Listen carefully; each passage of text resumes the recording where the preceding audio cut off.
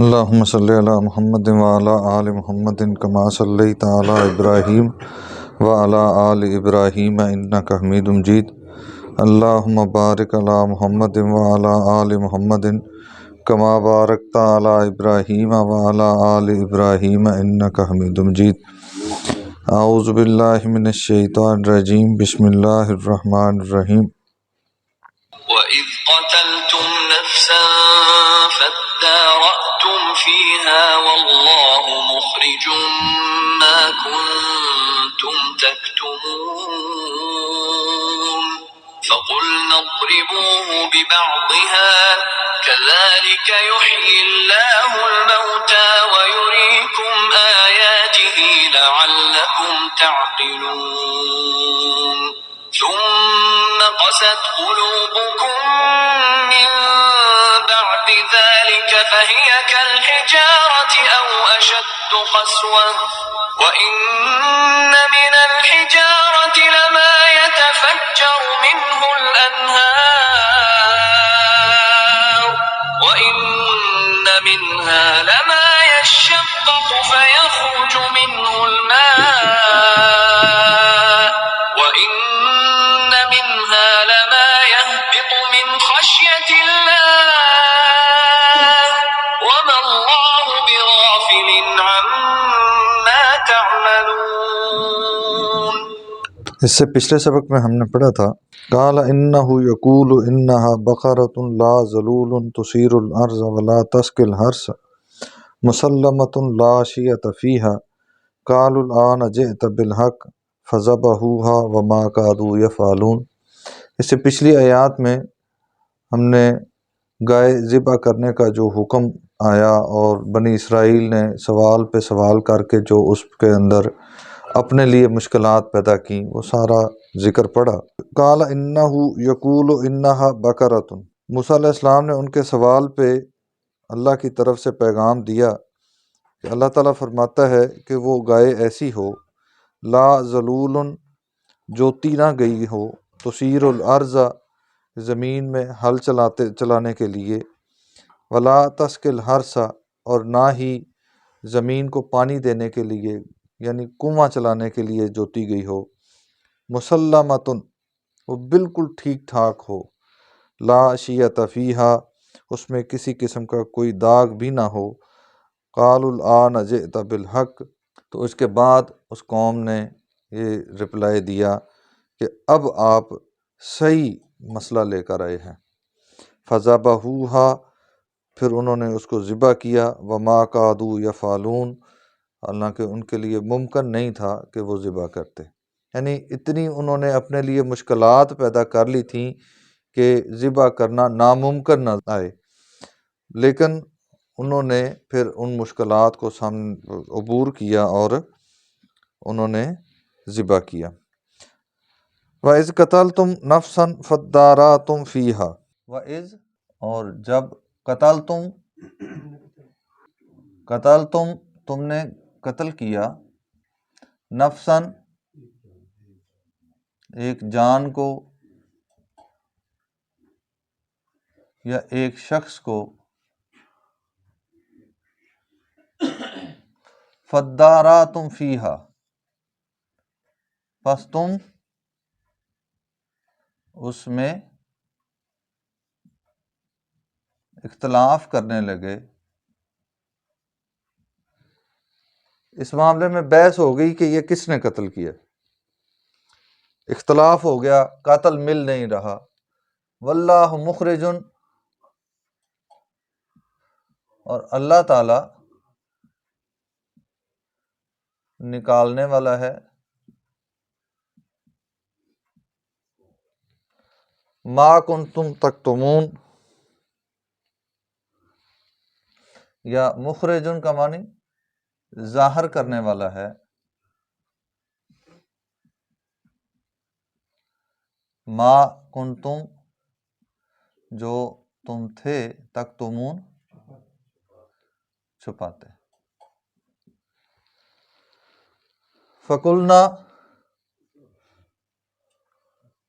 پس ہم نے کہا یا حکم دیا، اضربوہ ببعضہا، اس کے ساتھ لگاؤ، اضربو ٹچ کرو، ساتھ لگاؤ، ببعضہا اس کا کچھ حصہ،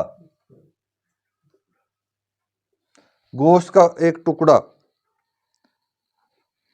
گائے کا جو گائے ذبح کرنی ہے، جو گائے ذبح کی ہے، اس کا گوشت کا ایک ٹکڑا اس کے ساتھ لگاؤ، جسم کے ساتھ، مردہ جسم کے ساتھ لگاؤ، کذالک یحیی اللہ الموتى، اسی طرح یحیی اللہ، اللہ تعالی زندہ کرتا ہے، الموتى مردوں کو۔ یعنی یہ ایک مثال تمہارے سامنے آ گئی کہ جب تم اس گوشت کے ٹکڑے کو مردہ جسم کے ساتھ لگاؤ گے تو وہ زندہ ہو کے تمہارے سامنے بول دے گا، تو یہ مردہ زندہ ہو گیا نا، اللہ تعالیٰ کے حکم سے مردہ دوبارہ زندہ ہو گیا۔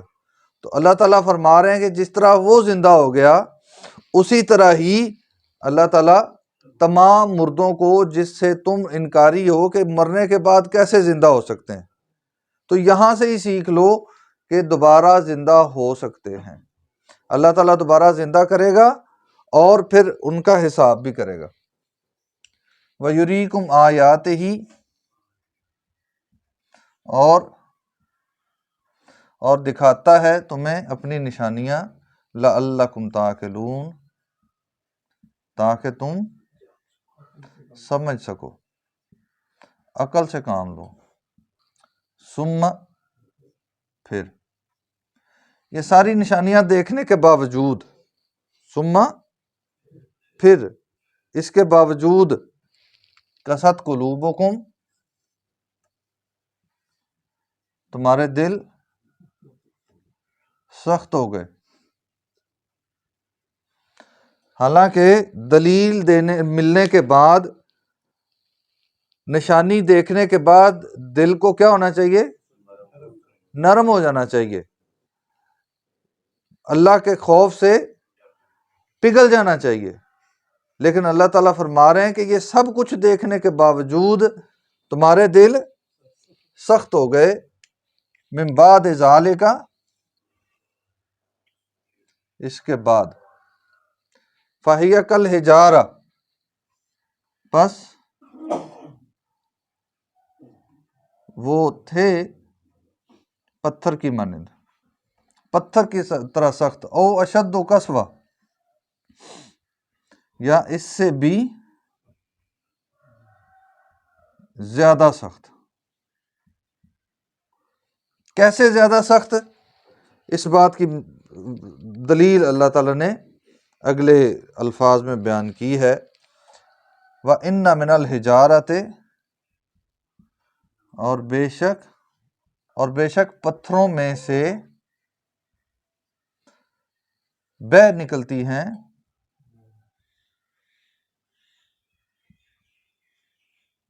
نہریں،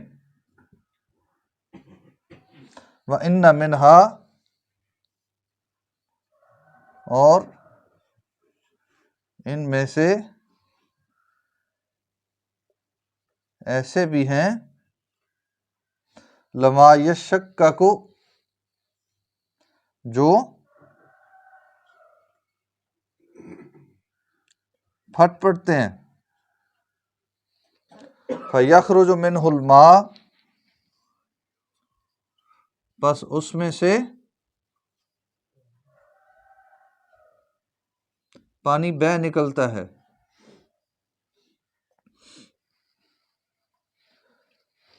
یہ فرق ہے تمہارے دلوں میں اور پتھروں میں۔ تمہارے دل اتنے سخت ہو گئے کہ 2 قطرے آنسو کے نہیں بہہ سکے، لیکن پتھر تو اتنے سخت ہونے کے باوجود پھٹ جاتے ہیں، یہاں تک وَإِنَّ مِنْهَا، اور بے شک ان میں سے ایسے بھی ہیں، لما یہبط من خشیت اللہ،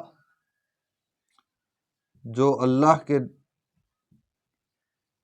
ڈر سے گر پڑتے ہیں، ٹوٹ کر گر پڑتے ہیں۔ اب ان گرنے والے پتھروں کو، ٹوٹنے والے پہاڑوں کو اگر ایک مومن سمجھے تو یہ سمجھے گا کہ یہ اللہ کے ڈر سے، اللہ کے خوف سے ٹوٹ رہے ہیں، پھٹ رہے ہیں، گر رہے ہیں۔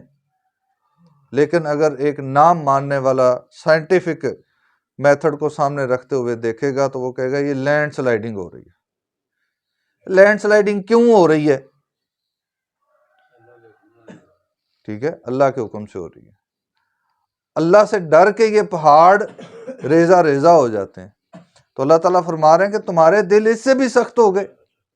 پہاڑ تو ریزہ ریزہ ہو جاتے ہیں، ان سے پانی بہہ نکلتا ہے، لیکن تمہاری آنکھوں سے آنسو نہیں نکلے اللہ کے ڈر سے۔ وَمَا اللَّهُ بِغَافِلٍ، اور اللہ تعالی نہیں ہے بغافل، غافل، لا علم، اما تعملون، اس سے جو تم کرتے ہو۔ تمہارے اعمال سے، تمہاری کارستانیوں سے، تمہاری حرکتوں سے اللہ تعالیٰ لا علم نہیں ہے۔ اللہ تعالیٰ کو سب معلوم ہے، اور ایک دن تمہاری پکڑ ہوگی۔ اللہ تعالیٰ تمہیں پھر سے زندہ کرے گا۔